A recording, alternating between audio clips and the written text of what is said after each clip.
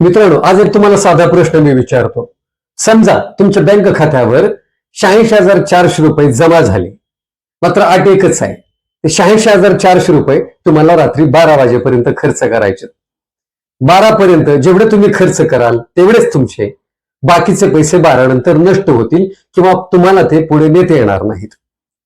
तुम्हाला खात्री आहे तुम्ही एक काम कराल की ते पैसे खूप विचारपूर्वक वापराल. मित्रांनो, याच पद्धतीने आपल्या सुद्धा आयुष्यामध्ये रोज 86,400 सेकंदाचे एक अमूल्य भेट येते. ते जगण्यासाठी येतात. तर ते आपण कशा पद्धतीने जगतो? 86,400 सेकंदांमध्ये फरक इतकाच आहे की पैशांची किंमत आपल्याला लगेच कळते, पण वेळेची किंमत बहुतेक वेळा उशिरा कळते. आपण अनेकदा म्हणतो वेळ नाही, नंतर करू, उद्यापासून सुरू करतो. पण खरंच आपल्याकडे वेळ नसतो का? की वेळ असतो पण प्राधान्य चुकीचं असतं? आज जर आपण प्रामाणिकपणे स्वतःला विचारलं तर उत्तर मिळेल, दिवसाचे 24 तास प्रत्येकालाच मिळतात. जगातील सर्वात श्रीमंत व्यक्तीलाही तेवढेच आणि सामान्य माणसाला सुद्धा तेवढेच. मग फरक कुठे निर्माण होतोय? फरक वेळेत नसतो मित्रांनो, फरक असतो वेळेच्या वापरात. एक उदाहरण सांगतो. एका गावात 2 मित्र होते. दोघेही समान शिक्षण घेतलेले, दोघांनाही समान संधी मिळाल्या. पहिला मित्र रोज म्हणायचा, आज खूप दमलो, उद्या करू. दुसरा मित्र रोज फक्त 1 तास स्वतःवर खर्च करायचा. कधी पुस्तक वाचायचा, कधी नवीन कौशल्य शिकायचा, कधी आरोग्यासाठी चालायचा, कधी तो स्वतःच्या चुका लिहून ठेवायचा. 1 वर्षानंतर पहिल्याचं आयुष्य तिथंच होतं, मात्र दुसऱ्याचं आयुष्य बदलायला सुरुवात झाली होती.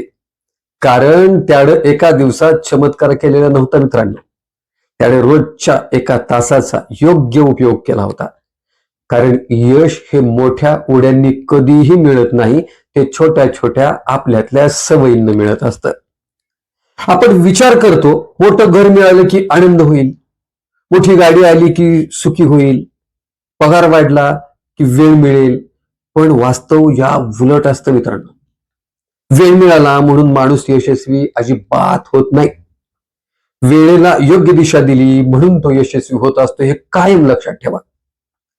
आणखी एक गोष्ट लक्षात ठेवा मित्रांनो, मोबाईलवर 15 मिनिटे काहीच वाटत नाहीत, पण तीच 15 मिनिटे रोज वाया गेली तर वर्षभरात अनेक तास हातून निघून गेलेले असतात. तेवढ्या वेळात किती पुस्तकं वाचली असती, नवीन कौशल्य किती शिकता आली असती, आरोग्य यासाठी किती काम करता आलं असतं.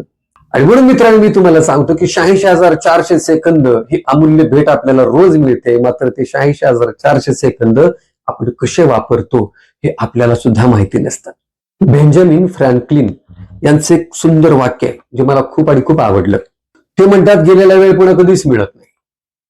हे वाक्य जितकं साधं आहे तितकंच आयुष्य बदलणारं सुद्धा आहे मित्रांनो, मी काही गोष्टी तुम्हाला सुचवतोय, तो प्रयोग तुम्ही करा.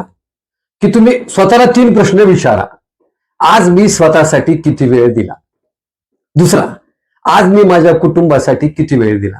आणि तिसरा, आज मी माझ्या भविष्यासाठी किती वेळ दिला? हे प्रश्न तुम्ही स्वतःला विचारा आणि याची उत्तर काय येतात ते बघा. पैसे हरवले तर पुन्हा कमवता येतील, व्यवसाय गेला तर पुन्हा उभा करता येईल, पद गेलं तर ते पुन्हा मिळवता येईल, पण आज गेलेला 1 सेकंद कुठल्याही किमतीत परत मिळत नसतो, हे कायम लक्षात ठेवा. म्हणून आजपासून एक निर्णय घ्या. रोजच्या 86,400 सेकंदांपैकी काही सेकंद स्वतःसाठी राखून ठेवा.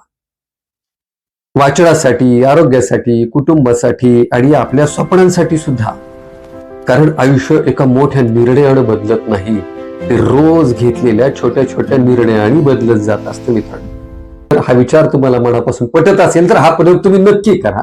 कारण 86,400 सेकंद जर रोज आपल्याला भेट स्वरूपामध्ये निसर्गानं बहाल केली असतील तर त्या 86,400 सेकंदांच्या पैकी आपल्या स्वतःचे किती सेकंद असतात, त्या सेकंदांच्या पैकी आपल्या आईबाबांच्या साठीचे किती सेकंद असतात, आणि त्या सेकंदांच्या पैकी आपल्या कुटुंबासाठी किती सेकंद असतात, त्या सेकंदापैकी आपल्या मुलांच्या जडणघडणीसाठी, त्यांच्या व्यक्तिमत्व विकासासाठी किती सेकंद असतात, आणि सर्वात महत्वाचं आपल्या आनंदी जगण्यासाठी त्यापैकीचे किती सेकंद असतात.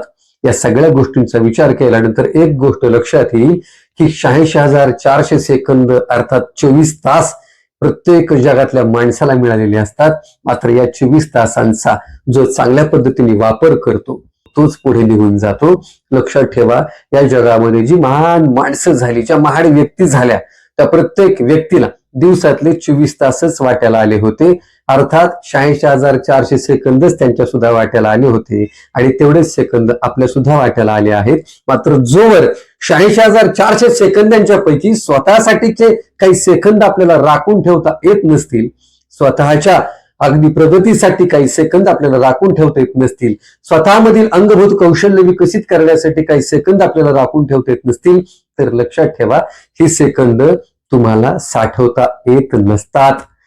ते सेकंद दिवस गेला की संपून जातात. पुन्हा ते सेकंद दुसऱ्या दिवशी अजिबात नेता येत नाहीत आणि म्हणून जे वाट्याला आलेले सेकंद आहेत ते सेकंद मनापासून जगा, मनापासून त्या सेकंदांचं सोनं करा.